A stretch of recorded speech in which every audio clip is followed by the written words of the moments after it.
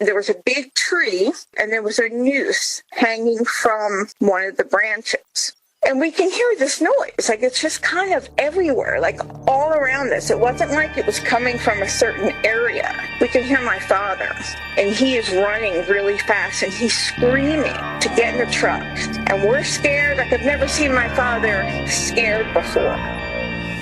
From HV Studio, this is Unnerved.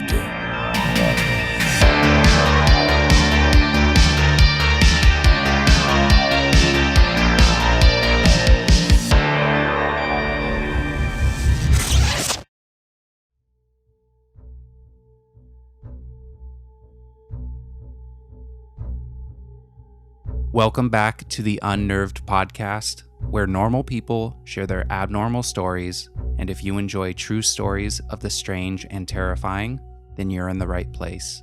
I'm your host, Chris Fricke. The forest can be a great place to explore and reset. A place where you can take your family and enjoy the peaceful beauty around you. Forest reserves were founded on this principle to protect and preserve beautiful areas so that we can enjoy them and use them responsibly. But some people use these forests for a darker purpose. In today's story, Riley and her mother Shawn recall a terrifying experience that happened to their family in the Pine Barrens forest of New Jersey. An experience that became a father's unspoken horror. This is their story.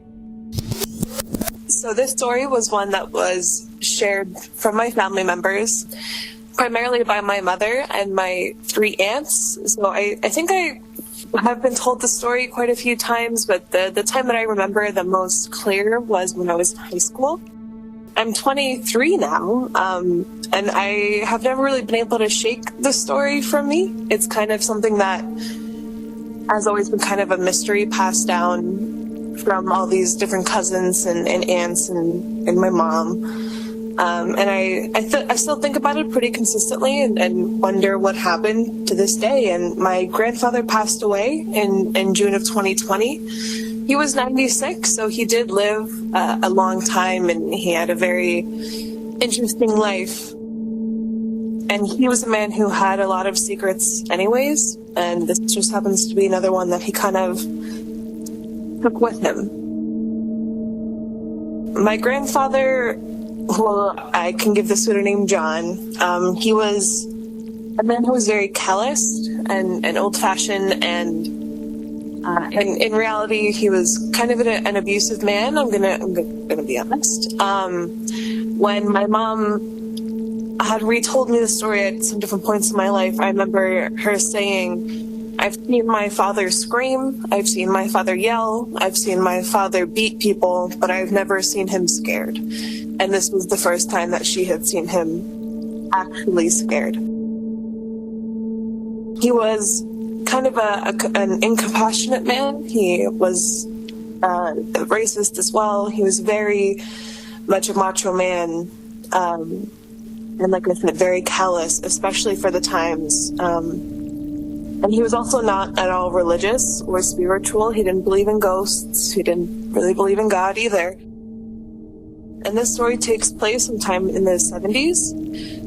It happened in Salem County, New Jersey, which is a county that is in South Jersey and is part of the Pine Barrens of South Jersey. And those are the woods that the story kind of takes place in. And if you know anything about those woods, you know it's rumored to be where the Jersey Devil resides, and that's where he lives, and those are his stomping grounds. He was actually supposedly born there, and the legend all roots from the Pine Barrens, so it's supposed to be kind of a spooky place anyways. So one day, during the summer, my grandfather, John, he decided to take his family out off-roading, which is something that he liked to do often. He was just a woodsy man. He liked to go out there, and that was kind of how they spent their days. You know, when you're broke and you don't have much money and it's the 70s and you have, 5 or 6 kids with you, the easiest thing to do is really just kind of drive around put them somewhere and let them play for a few hours because it's free. So that's what they would do. They would go off into the woods, take the big pickup truck, throw all the kids in the back of the pickup truck, and they would just drive around, find some nice spots, find a creek, go fishing maybe. And that was another one of those days, just his family out exploring the woods. They had been off-roading for a little bit, and they were just kind of driving around some back roads and back trails in the Salem County woods. While we're driving, we come up to a spot, like a clearing. It's actually, there's like 2 dirt roads or in this woods where they intersect. And it was a little bit of a clearing. So my father pulled over and said, we'll have our picnic here. We'll stop here.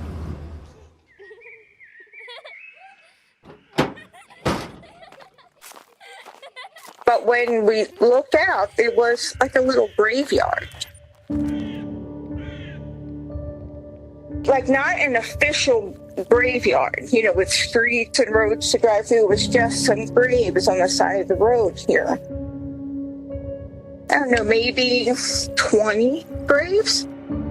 And one of them was like freshly dug. It still had like the lump of dirt that you see over a fresh grave.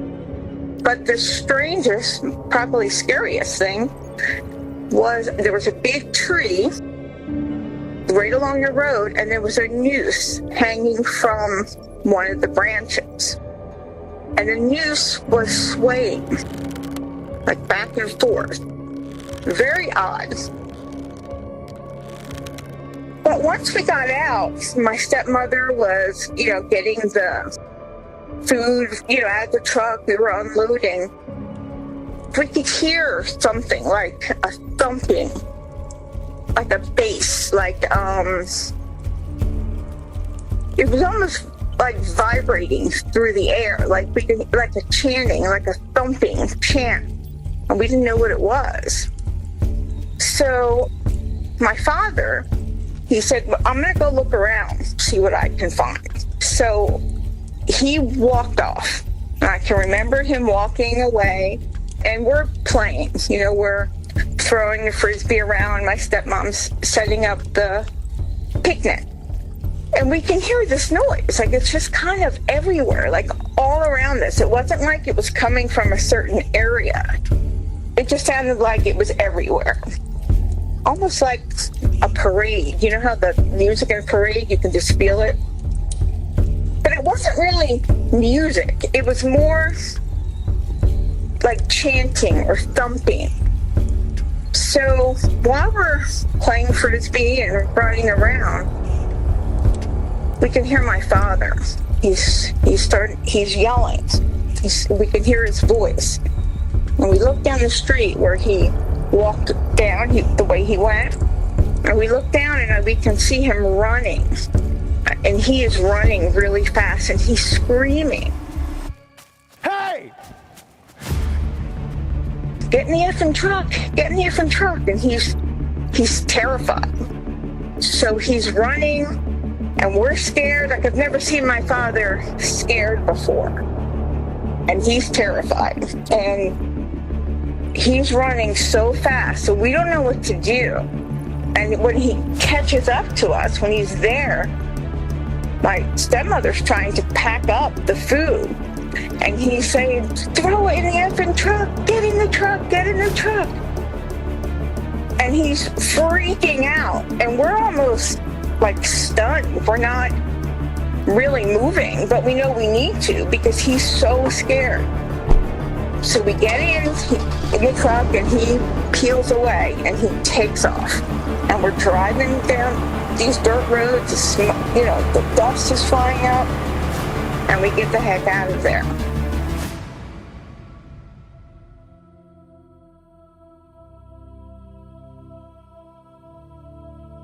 Whatever John saw that day in the forest was never discussed with his children. He kept it to himself, and the girls soon learned that discussing the events of that day with their father didn't lead to any answers. And so, the family moved on with their lives. And I don't really remember having many conversations about it while we were still while we were teenagers and growing up. But when we were older, when we were parents, and we would talk about it. Do you remember that day? And we all remember that day. And we would ask my father about it. He would never elaborate on what, he actually would never say anything. He would never told us what he saw. He never told us if someone was chasing him or like nothing. So one time it was, I don't know, probably in the mid 90s, maybe 90, 98, 99, around there. One of my sisters was visiting. She had moved to Florida. So she came to visit, and we were at my father's house, and we asked him about it. And we said, well, where were we? And he said, somewhere out in Salem County. And, well, what did you see? What was it? And he said, I don't know. I don't remember. So my older sister, the one who was visiting from Florida, she said, well, can you take us there? Can we go find it? And he said, I'm not sure if I remember where it was, but we kind of talked him into it. So we were a little caravan, a couple cars, like my dad, and I was in another car. And we're all driving, we're following him. And we're just kind of driving around. It was getting dark. And he sort of pulled over. And he said, yeah, I don't remember where it was. And we asked, well, what happened that day? What did you see? And he said, like I said, I don't remember. I don't remember what it was. So he pulled over, oddly enough, in front of a cemetery, but in the city of Salem. And we let the kids get out, and we just took a walk. This was a regular cemetery, like a regular type of place. So we just let the kids walk around. It was summer. It was warm out. And while we were walking and just talking, we asked my stepmother, his wife, what did he tell you? And she said, he didn't tell me anything, about that day, and we asked her several times. You mean he never told you what he saw? He never talked about it? And she said, no, he never mentioned it. And that's the way it went forever. Like, he never ever told us where we were and what he saw. Yes, and now he died in, like I said, 2020. So whatever it was, I think my stepmother knows. But if she doesn't, it's gone, with him to the grave. Yeah, it was very scary. Now, this story has many questions that are begging to be answered. What or who was freshly buried?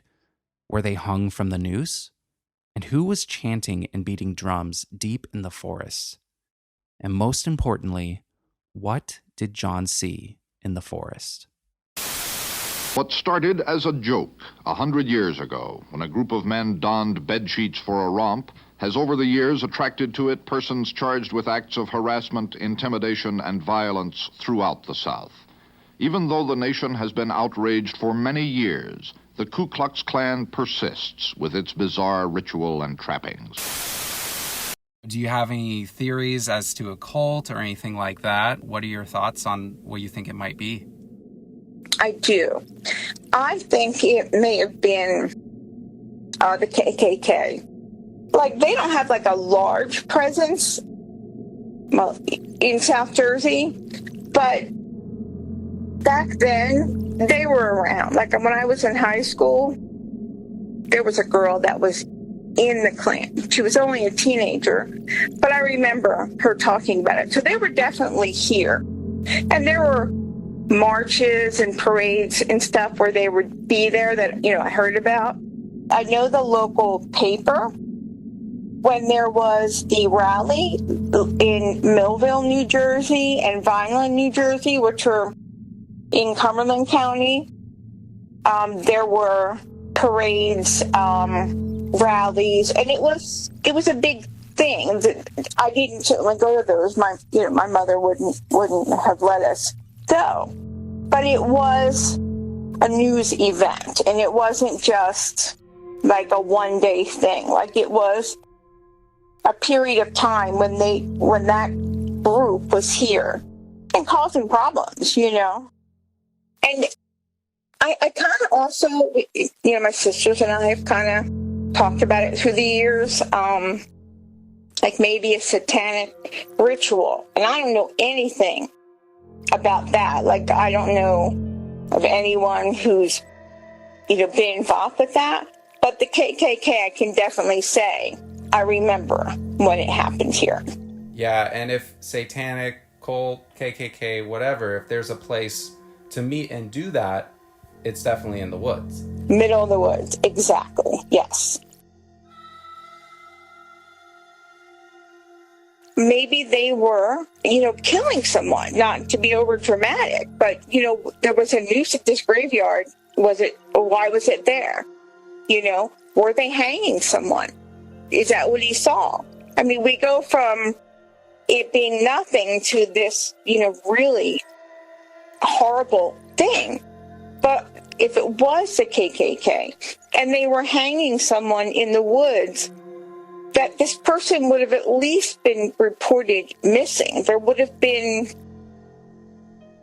some information about a person, you know, missing, or, you know, if not been found, you know, dead. It just seems odd. Well, that very well may be, too. It's incredible the amount of people that do go missing and have never been found, you know, and even if someone wasn't missing from that area, they could have been taken from that area and were missing from somewhere else. From somewhere else, absolutely. And, you know, at the age that I was, I wouldn't have known if someone, like, we got the local paper, you know, like it was a Vineland paper, you know, like that's where I grew up. So I didn't know the news in, you know, Salem County or Salem City or wherever you were. It's not like today where you know everything because, you know, it's right in front of you on your phone. So there are two main theories that I kind of subscribe to when it comes to the story. And the main two would be, I believe it was either a sect of the KKK or some type of other racial extremist group that was conducting group activities in that space on that day, or it was a cult of some sort practicing in that area at that time. And it was the 70s, so you know, I mean, both of these groups were active at the time. The KKK has, as far as I have known, when I posted the story on Reddit and it started to gain some traction, I did some research into the KKK in the area and other groups like that, and I wasn't able to find a lot of cases of it or a lot of instances of it, but it is still plausible. And there were some articles that said, you know, there was a member here, or this certain part of this little town had some members there. It's not like it didn't exist in South Jersey. It just wasn't as common as it might be in other places. And as far as cults, I did some research as well, and I believe that there was like one small cult that gained some traction that was in the South Jersey area, but I think it had happened a few years previous to when this happened. Gotcha. Something that comes to mind for me, I grew up near South Dakota, Nebraska, Wyoming. So like I'm used to Native American culture and like going to powwows and stuff like that. The drum beat, I'm not saying just Native Americans like have this beat, but that's what goes to my mind is Native Americans. Is there any Native American history in that area that you know of? So I mean, there is. Specifically, I know that the Lenape tribe was a big one in the South Jersey area. So I also used to live in a small town called Mays Landing, New Jersey, which there's a lot more information about like the Lenape tribe based around that small town. But the Lenape tribe controlled a lot of the East Coast. I mean, I live in New York City now, and they also had part of what is now New York City as part of their territory. And they were a large tribe, and I know that they were in New Jersey previously, and that we still have some people who are descendants of that tribe living in the state who I've met before. I don't but never in like my childhood or like never like what I know about New Jersey have I known there to be large populations of Native Americans still living in New Jersey. Well, there definitely were Native Americans here because a lot of our places, have Native American names. Like there's very close to where I live now, Lake Lenape being the Lenape, tribe. So they definitely were, but there's not a community. There's not like a reservation or, American Indian area where they live or anything. Not saying that there's not any. I don't know any that I've, through growing up here, But they definitely were here, because of the names that we had.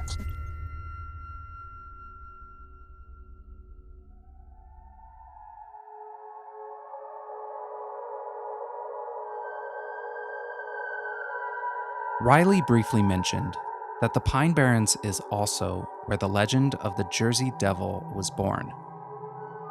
The Jersey Devil is described as a kangaroo-like creature with the face of a horse, the head of a dog, bat-like wings, horns, and a tail. And for more than 250 years, this mysterious creature is said to have prowled the woods of the Pine Barrens.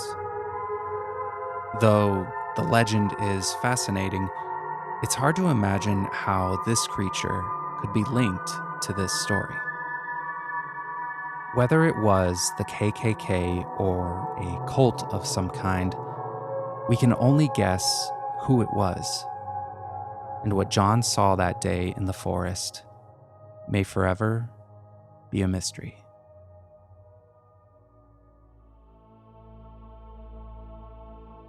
Thanks again for listening to Unnerved. If you guys enjoyed this episode, please share it with your friends and be sure to subscribe wherever you get your podcast.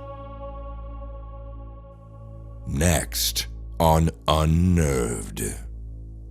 So I pulled my curtains aside, and there was a man in our backyard. Why is he in my backyard this time of night? And why was he looking at me the way he was? It was just like a few streets away from where we lived. This whole family got murdered, and this picture comes up on the news. I could not believe it. That is that guy that I made eye contact with.